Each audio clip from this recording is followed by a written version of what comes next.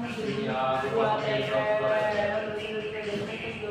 guys, udah direkam. Keburu HP gua panas lagi. Yuk. Ya. Ayo cepat. Keburu HP gua panas lagi sumpah. Kau belum nasi juga kamu. Udah yuk. Pak, udah. Itu tuh. Nggak usah mak, nanti mau kelihatan. Emang iya? Iya, tadi kan dibuka pintunya pas gua kasih lihat ke lu. Satu. Gua kasih lihat ke lu. 1, 2, 3. Kami dari Fermentasi alkohol.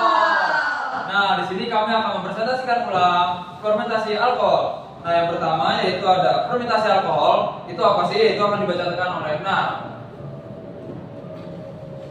Fermentasi etanol atau fermentasi alkohol adalah proses kimia atau biologi di mana gula seperti glukosa, fruktosa, dan sukrosa diubah menjadi energi seluler dan menghasilkan etanol dan karbon dioksida sebagai produk sampingan. Proses ini tidak membutuhkan oksigen dan membutuhkan khamir Saccharomyces cerevisiae. Khamir ini bersifat anaerob sehingga fermentasi etanol digunakan sebagai respirasi anaerob. Apa itu respirasi anaerob? Respirasi anaerob merupakan respirasi yang tidak memerlukan oksigen. Respirasi ini terjadi di sitoplasma yang bertujuan untuk mengurangi senyawa organik dan menghasilkan energi yang lebih kecil yaitu 2 ATP. Contoh respirasi anaerob terdapat pada fermentasi dan penapasan intramolekul. Pada proses respirasi anaerob, glukosa ini dipecah secara tidak sempurna menjadi komponen H2O dan CO2 serta hidrogen bergabung dengan sejumlah komponen yaitu asam pirufat dan asetildehida serta akan membentuk asam laktat dan etanol.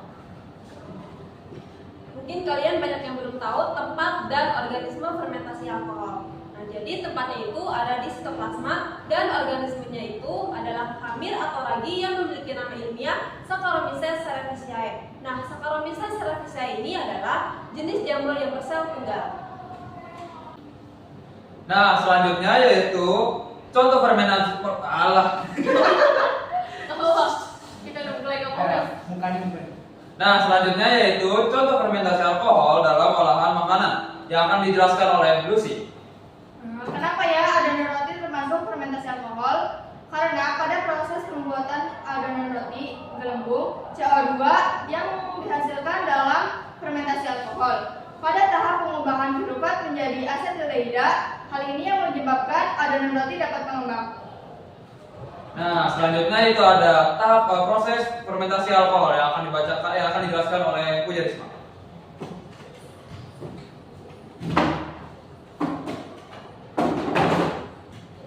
Nah, teman-teman, di sini izinkan saya untuk memberitahu bagaimana cara terjadinya fermentasi alkohol ini. Dan di sini ada langkah-langkahnya. Dimulai dari tahap glikolisis. Tahap glikolisis merupakan tahap pemecahan molekul glukosa menjadi 2 ATP. 2 ATP ini dihasilkan dari 2 ADP plus 2 fosfat serta menghasilkan 2 NADH yang berasal dari 2 NAD+, lalu menghasilkan 2 asam pirufat. Nah, 2 asam pirufat ini yang memiliki 3 atom karbon akan dikonversi menjadi 2 atom karbon yang dimiliki 2 asetildehida. Nah, 2 asetildehida ini akan menghasilkan 2 NAD+ yang berasal dari 2 NADH. Lalu nantinya ion H+ yang dilepas atau yang ion H+ yang dilepas itu akan membentuk 2 etanol. Lalu produk akhir yang dihasilkan dari fermentasi alkohol ini ada 2 ATP, 2 karbon dioksida, serta 2 etanol. Nah, selanjutnya itu ada faktor-faktor yang mempengaruhi proses fermentasi alkohol yang akan dijelaskan oleh Siva. Oke guys, jadi faktor-faktor yang mempengaruhi alkohol itu adalah 5. Yang pertama ada sumber karbon, yang kedua ada gas karbon dioksida, yang ketiga ada pH, yang keempat ada nutrien, dan yang terakhir ada suhu. Nah, yang pertama itu ada sumber karbon. Gula adalah substrat yang sangat disukai oleh ragi. Oleh sebab itu, konsentrasi gula sangat mempengaruhi kuantitas alkohol yang dihasilkan. Nah, yang kedua ada karbon dioksida. Kandungan karbon sebesar 15 gram atau 7,2 atm sangat tidak menghentikan fermentasi alkohol, tetapi dapat menghentikan pertumbuhan pada ragi. Fermentasi alkohol baru akan terhenti jika tekanan kandungan pada gas karbon dioksida sebesar 30 atm. Nah, yang ketiga itu ada pH. Setiap mikroorganisme mempunyai pH minimal, optimal, dan maksimal. Nah, pH optimal yang dimiliki oleh ragi yaitu 4,0 sampai 4,5. Dan jika pH berada di bawah 3,0 atau lebih rendah lagi, maka fermentasi akan berjalan dengan lambat.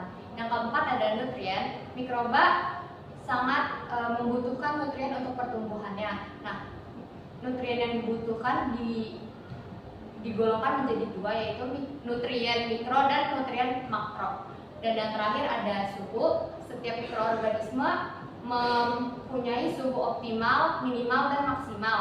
Suhu optimal pada ragi itu 25 sampai 30 derajat Celcius dan suhu maksimal pada ragi ada di 35 sampai 40 derajat Celcius.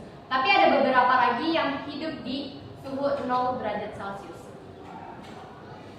Nah, cukup sekian presentasi dari kelompok kami. Kurang lebihnya mohon maaf. Wassalamualaikum warahmatullahi wabarakatuh.